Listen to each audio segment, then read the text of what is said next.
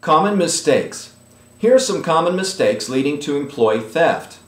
Buying signature stamps. These little guys might be convenient, but come on, stop being lazy. Just sign your own checks. A signature stamp can be easily stolen and exploited. Leaving your checkbook lying around. Surprisingly simple, but it happens all the time. Leaving check stock for the check printer in the print drawer or in another unsecure location. Making checks payable to cash for an employee to purchase something for the business. Providing blank checks to employees prior to establishment of expenses in order for them to purchase something for the business. Allowing an employee to make a purchase for the business using money from the register. Allowing an employee to sign checks by letting them forge your signature when you are out sick or by adding them on the account. Allowing multiple employees to access petty cash. Not storing receipts from petty cash purchases in the same place as the petty cash fund to allow quick adding of receipts and remaining cash in order to determine amount spent. Allowing employee use of a company debit card rather than a credit card. A debit card can drain a bank account instantly if fraud occurs, whereas a credit card gives you some time to freeze the transaction if you notice it and it won't hit your bank account immediately. Allowing anyone, even yourself or another owner, to use the generic company credit card, the one with only a company name on it, for personal expenses. Not so much because it will directly cause fraud, but because with time, if other employees also use the card, it'll be harder to see their fraudulent activity amidst a bunch of routine purchases. Accepting copies of receipts instead of actual receipts when substantiating purchases subject to company reimbursement or purchases made through company checks or credit cards. Copies of receipts can be much more easily forged. Allowing anyone but authorized check signers access to the online banking system. Not creating mandatory reimbursement limits in reimbursement programs. Failing to set a system limitation on a desktop deposit program. These programs allow companies to deposit and receive payments electronically.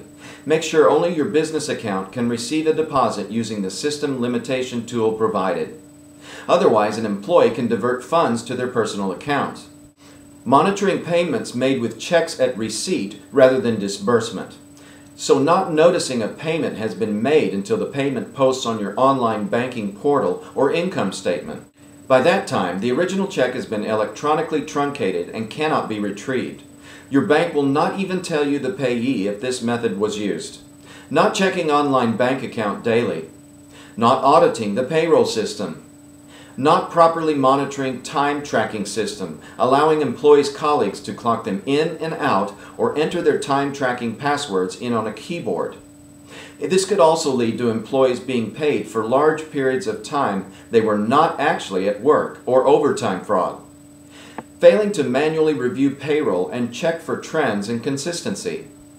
Failing to manually review the payroll package. That's the final set of checks printed after the system input and review, whether produced internally or delivered by payroll provider. Not reviewing reconciliations. Not requesting your bank to provide both front and back of scanned check images in the online banking portal. Not reviewing all bank statements at the owner level. Allowing them to come in with the regular mail and risk exposure to other employees. Accepting manual reconciliation documents rather than those printed through the system. Not closing out accounts at the end of the month or performing bookkeeping on a monthly basis. Allowing statements to blend into each other month to month or year to year, making inspection difficult and increasing the ease with which theft can be hidden. Allowing an employee to generate financial reports not through the main accounting system but through some other software. Failing to review financial reports at the end of the month, as any scheme would inevitably affect financial health of the business. Allowing your bookkeeper or accountant to write manual checks instead of electronic ones.